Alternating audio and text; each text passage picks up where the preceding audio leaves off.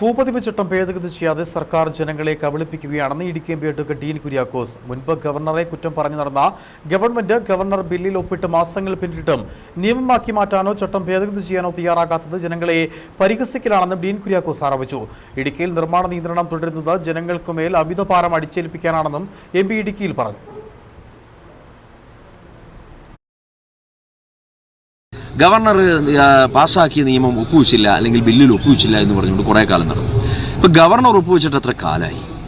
ഈ മാസം, അടുത്ത മാസം എന്ന് പറഞ്ഞുകൊണ്ട് വെച്ച് നീട്ടിക്കൊണ്ടുപോകാൻ. ഇനിയിപ്പോൾ വന്നാലോ ഫൈൻ ഈടാക്കി അതിൻ്റെ പേരിൽ ഖജനാവിലേക്ക് കുറേ പൈസ കയറ്റി വയ്ക്കാം എന്നുള്ള, അല്ലെങ്കിൽ പൈസ കണ്ടുകെട്ടാം എന്നുള്ള നിലയിൽ ഇവിടെ നിയമം അനുസരിച്ച് പണി കഴിച്ചിട്ടുള്ള ബിൽഡിങ്ങുകൾ, അത് സ്വകാര്യ ബിൽഡിംഗ് ആയിക്കൊള്ളട്ടെ, ഇനി അതല്ലെങ്കിൽ പൊതുസ്ഥാപനങ്ങളായിക്കോട്ടെ, അതിൻ്റെ പേരിൽ ഫൈൻ ഈടാക്കിക്കൊണ്ട് ജനങ്ങളുടെ മേലെ അധിക പിഴ ചുമത്തുന്ന തരത്തിലുള്ള തീരുമാനങ്ങൾ അടിച്ചേൽപ്പിക്കാൻ വേണ്ടിയിട്ടാണ് ഈ കാലതാമസം എന്നുള്ളതാണ് ഞാൻ മനസ്സിലാക്കുന്നത്. ഏതായാലും ഈ കാലതാമസം ഉണ്ടായത് തന്നെ ഗവൺമെൻറ് പിടിപ്പുകേടാണ്, ജനങ്ങളുടെ നേരെ പരിഹസിക്കലാണ്.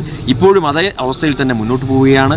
പട്ടയ നടപടികൾ പൂർണ്ണമായും മരവിപ്പിക്കപ്പെട്ടിരിക്കുകയാണ്. ഇപ്പോൾ ഹൈക്കോടതിയിൽ 64 റൂൾ അനുസരിച്ചുള്ള പട്ടയ നടപടികൾ മരവിപ്പിച്ചത്, അതിൽ നിന്നും ഒരു പുറകോട്ട് പോവുക, അല്ലെങ്കിൽ അതിൽ നിന്നും ഒരു രക്ഷപ്പെടൽ ഇതുവരെ ഉണ്ടായിട്ടില്ല. 64 റൂൾ അനുസരിച്ച് പട്ടയ വിതരണം നടക്കുന്നില്ല. അതുപോലെ 93 റൂൾ അനുസരിച്ച് പട്ടയ വിതരണം നടക്കുന്നില്ല. അതിന് കാരണമായി ഗവൺമെൻറ് പറയുന്നത് ചട്ടം ഭേദഗതി വരട്ടെ എന്നുള്ളതാണ്. ചട്ടം ഭേദഗതി വരുന്നുമില്ല. ഇനി വന്നാൽ എങ്ങനെയാണ് എന്നുള്ളത് കാത്തിരുന്ന് കാണേണ്ടി വരും. ഏതായാലും ഈ കാര്യത്തിൽ ഇടതുപക്ഷ ഗവൺമെൻറ് സ്വീകരിച്ചിട്ടുള്ള അങ്ങേയറ്റം നിഷേധാത്മകമായ നിലപാടിൽ ഒരിക്കൽ കൂടി പ്രതിഷേധം രേഖപ്പെടുത്തി.